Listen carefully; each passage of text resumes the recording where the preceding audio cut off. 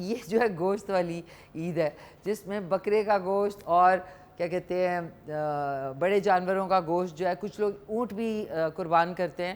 So wide variety of meat. سو کم کھائیے گا. ہوتا یہ ہے کہ عید کی خوشی میں پلاؤ بنے گا، بیف پلاؤ یا پھر مٹن پلاؤ بنے گا، لیکن پھر اوور ایٹنگ ہوگی اور پھر آپ لوگوں کو تیزابیت ہوگی. تو بیشتر سے آپ لوگ خدا نہ کرے بیمار ہوں تو کم کھائیں اور دوسروں کو اپنی خوشی اور اس خوشی کی موقع پہ یاد رکھیں.